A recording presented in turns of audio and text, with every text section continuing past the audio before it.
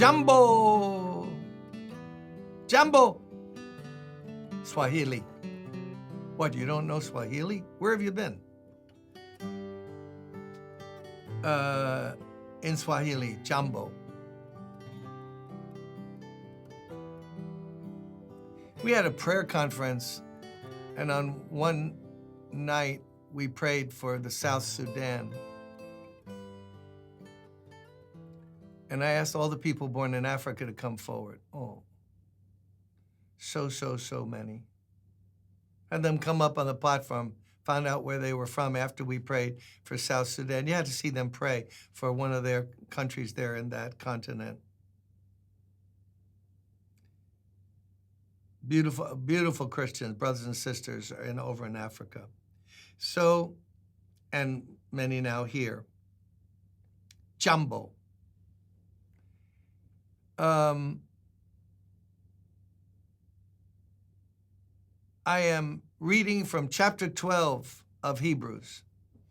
Hebrews chapter 12. And we're finding out as a summary now, or a conclusion, thought, given all the people listed in Hebrews 11 and their great faith. Verse 12, chapter 12, therefore, since we are surrounded by such a great cloud of witnesses, let us throw off everything that hinders and the sin that so easily entangles, and let us run with perseverance the race marked out. Well, wait.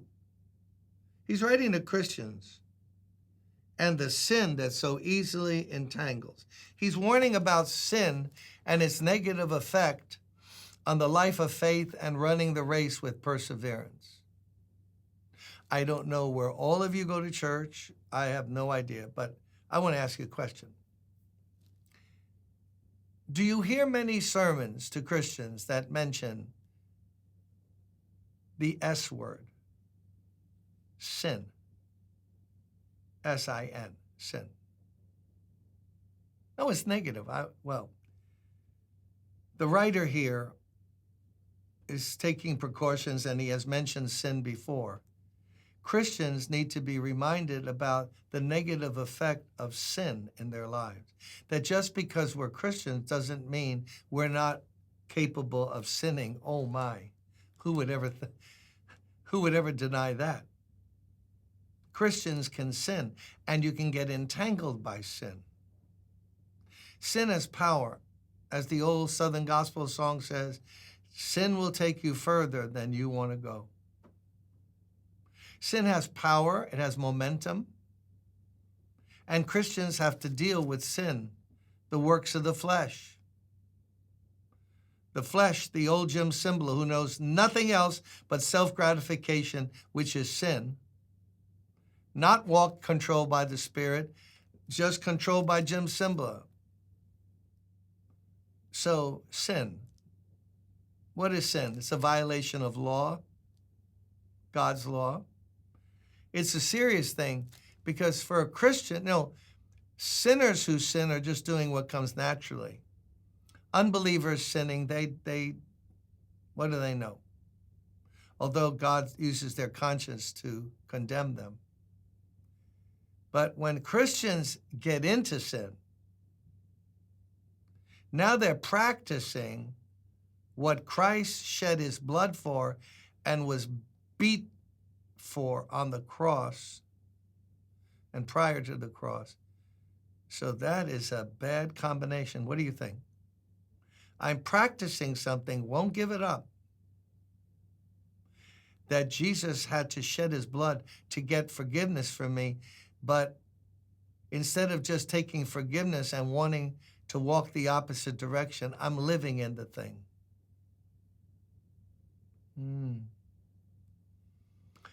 Galatians reminds us, don't be deceived.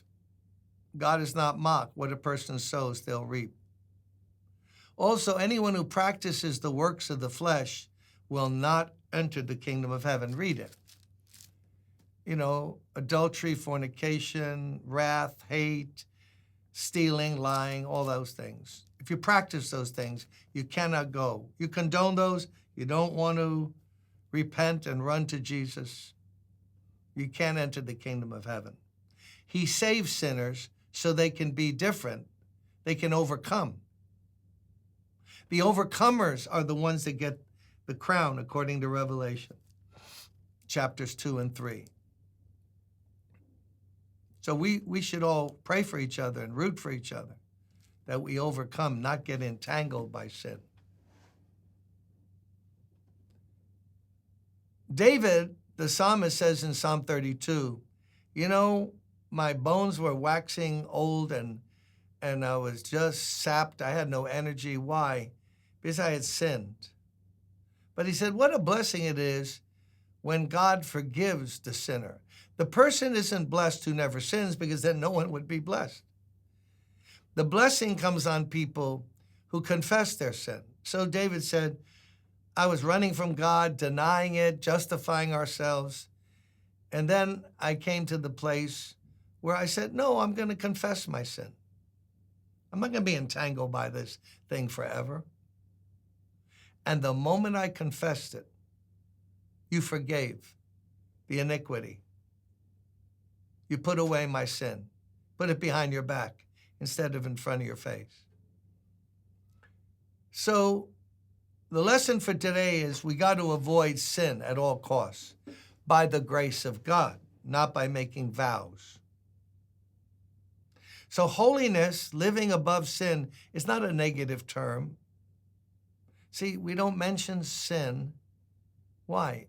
We're afraid people might walk out. Well, I didn't come to church to be called a sinner. I know, but you're living in sin because you curse your wife out every day and you hit her even. That's sin. So how should we deal with this thing? Well, lead us not into temptation, but deliver us from evil, from the evil one. That's a prayer every day we should be praying, correct? The Lord taught us that. But how about this?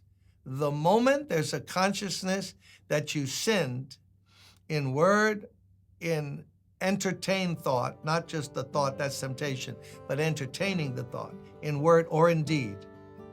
The moment there's consciousness of it, that very moment we should run to God and say, forgive me, for I have sinned. Forgive me, and he will cleanse us, and the sin will be put away. I don't want to do this again. I don't want to live like this. Forgive me, Lord. And mercy is instantaneous. He doesn't put us on probation. He doesn't say, well, you're going to have to do like 850 years in purgatory, and we're going to burn this thing out of you. No. For it reaches to the highest mountain, and it flows to the lowest valley. The blood that gives me strength from day to day, it will never lose its power. Let's not be entangled by sin. Let's trust God to keep us above it. And when we find ourselves caught, immediately run to the fountain filled with blood. That's a good word for today. See you tomorrow.